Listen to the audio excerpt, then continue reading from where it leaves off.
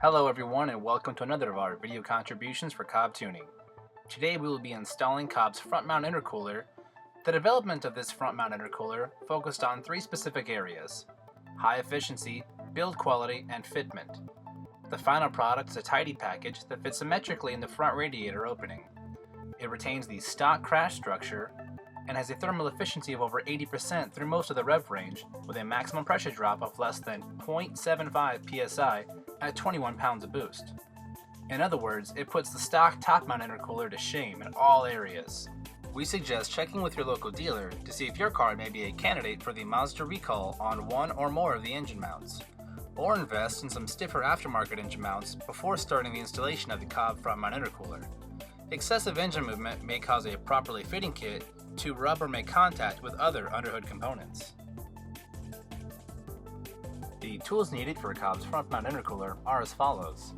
You'll need a 3/8 ratcheting wrench along with a 6-inch extension, an 8mm socket along with 10mm short and 10mm deep, 12mm short and 12mm deep. You'll need a 10mm and 12mm wrench. Also, you'll need a 3/16 Allen wrench or Allen bit on a screwdriver. You'll need a flathead screwdriver, a Phillips head screwdriver, and both a pair of needle nose and regular pliers. Inside of the box, we'll find the hot pipe, cold pipe, secondary hot pipe, intercooler cord, silicone couplers, brackets, hardware, and assorted clamps. Start off by removing the two Phillips head fasteners on top of the front bumper cover. Then remove the 6 plastic rivet fasteners from the front bumper using a flathead screwdriver or specialty tool.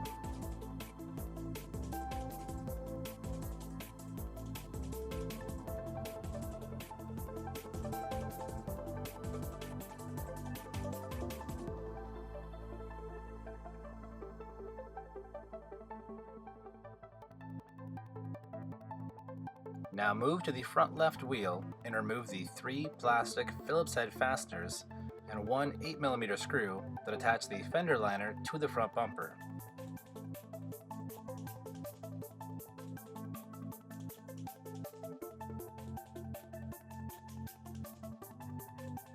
You will then repeat this process for the other side.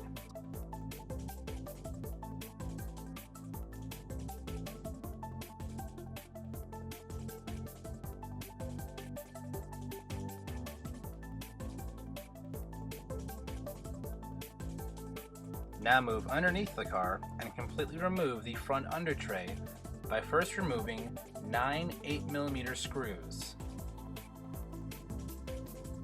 and 9 10mm bolts, one on the front left and the front right, 3 going up into the middle section,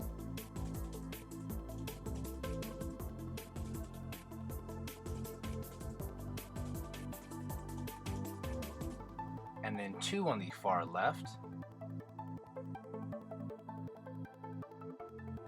and 2 on the far right.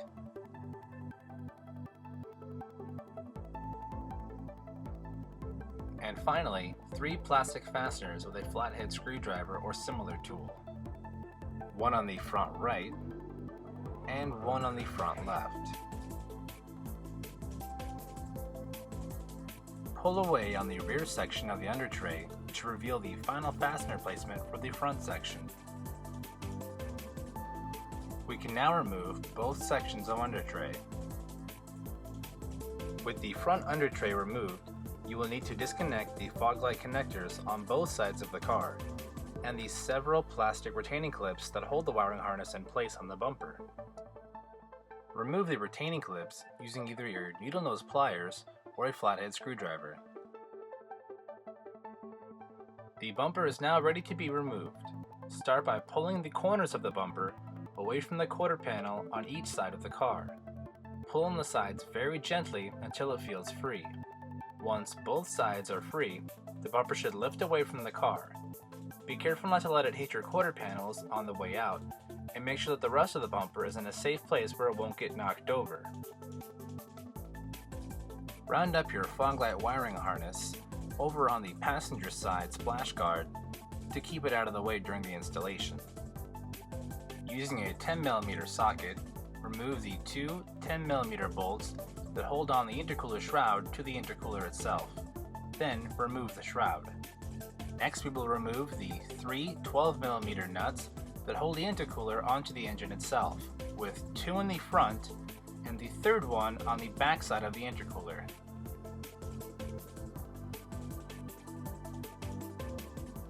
There is one charge tube coming from the turbo and going into the intercooler at the back of the motor.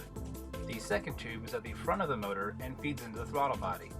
Using a 10mm wrench, loosen the hose clamp that secure these charge pipes to the intercooler. Using your needle nose pliers, remove the clamp that holds the vacuum line onto the bypass valve, and then remove the vacuum line itself. Using a set of pliers, remove the tension clamp that secures the recirculation tube to the bypass valve nose cone. The intercooler should now be loose and can be removed. It may take some back and forth motion to loosen it from the charge tubes, depending upon how loose you've made the hose clamps. Now it is time to loosen the two remaining clamps that secure the charge. There should be one securing the hot side charge tube to the turbo, and one securing the cold side charge tube to the throttle body. The throttle body's charge tube can be difficult to remove as the clamp is only accessible from underneath the vehicle.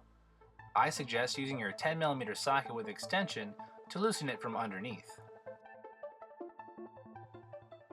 Now with the front bumper removed, you will need to make room for the intercooler and piping by removing the right and left side plastic ducting splash guards. There are two 10mm bolts holding on the right side and two 10mm bolts holding on the left side. Once removed, the plastic guard should come freely off.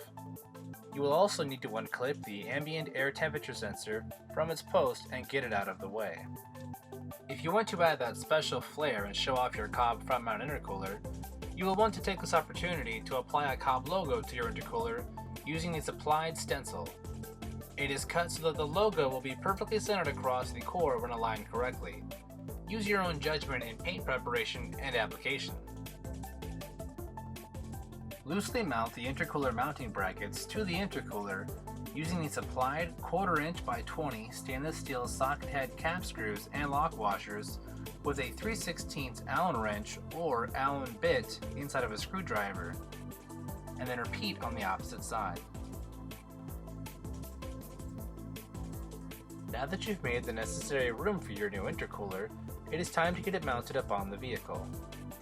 Mount the intercooler to the front of the car utilizing the holes and bolts from the plastic ducting. Mount the core loosely at all points so that you can make adjustments as we go.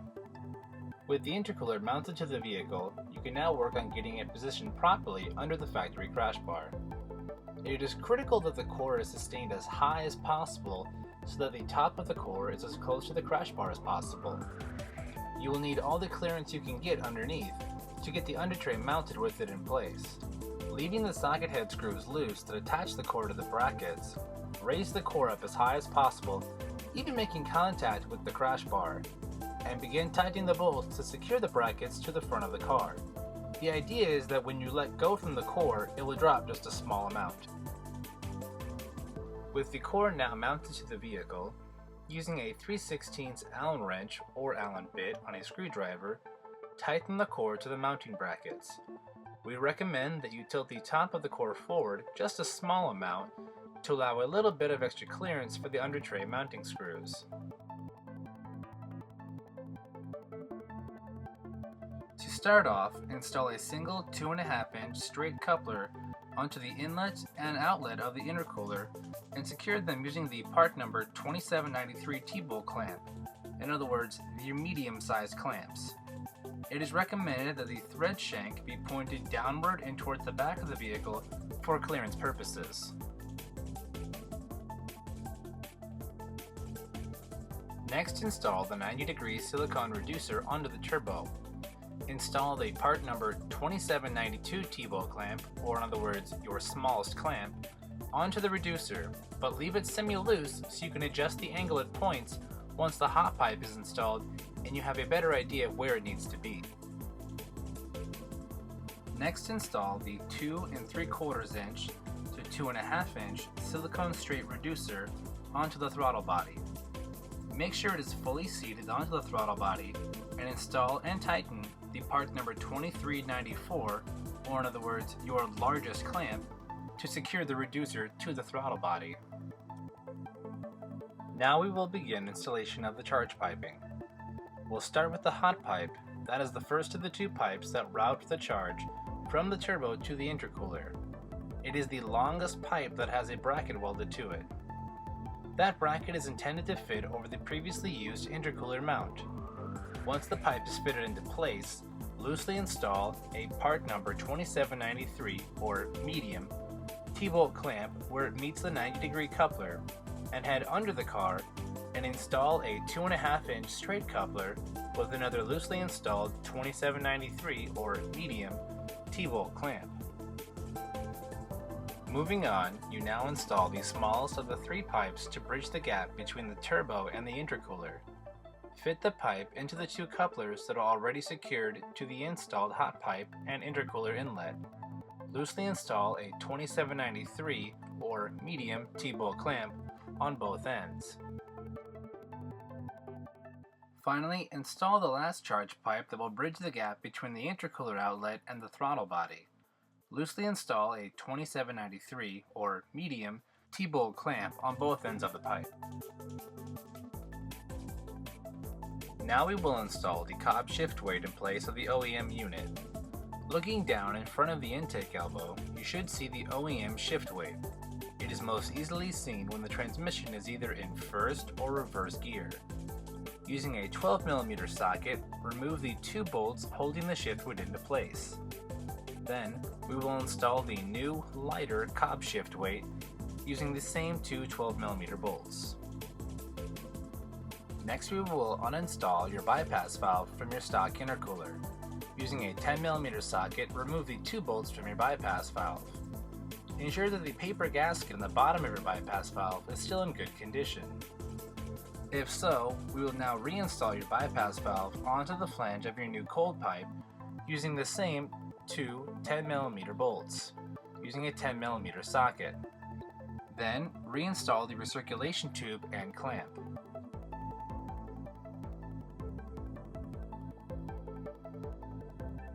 We will then reattach the recirculation hose to the nose cone of the bypass valve, along with its clamp. The ambient air temperature sensor must be relocated before installing the bumper back onto the vehicle. The idea is that you want the temperature sensor to receive fresh air that is not heated in any way by the motor. This ensures the most accurate reading. There are several locations to choose from. Now go back through and adjust the pipes until everything fits perfectly and all the pipes have as much clearance as possible. The goal is to have as much pipe inserted into the coupler as possible, so long as nothing is making contact or being pushed against.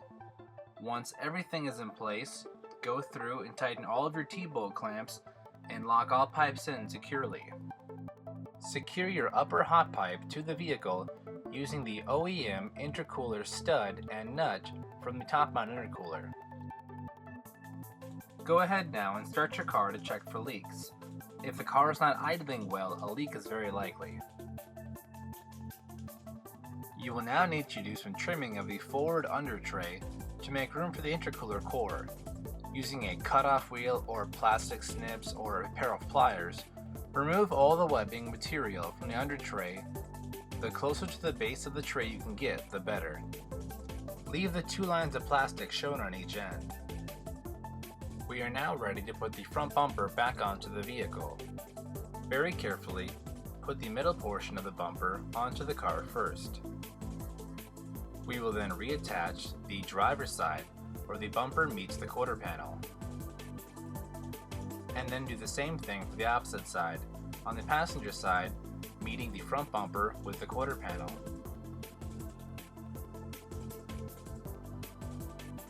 Working from underneath the vehicle, we will reattach the fog light connections and any plastic clips that may have to go back into the bumper.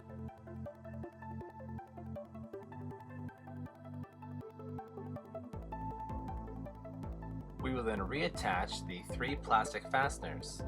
The first one up top, one to the right, one to the left. We will then tighten our 10mm bolts, one on the left, one on the right on the front side, the 3 center sectioned ones, one on the right, one in the middle, and one on the left. The 2 on the left rear,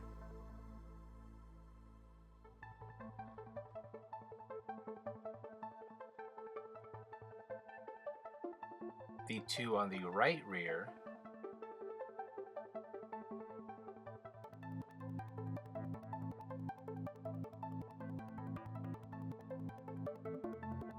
and the 9 8mm screws going across the front of the under tray.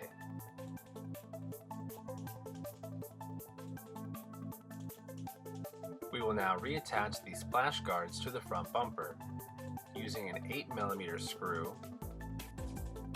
and 3 plastic fasteners with 3 Phillips-headed inserts. And do the same for the opposite side.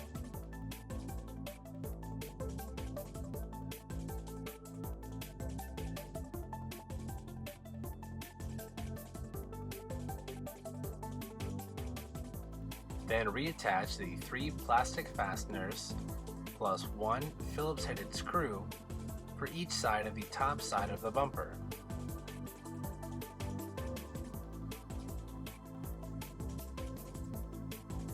And that wraps up yet another of our video contributions for COBB tuning.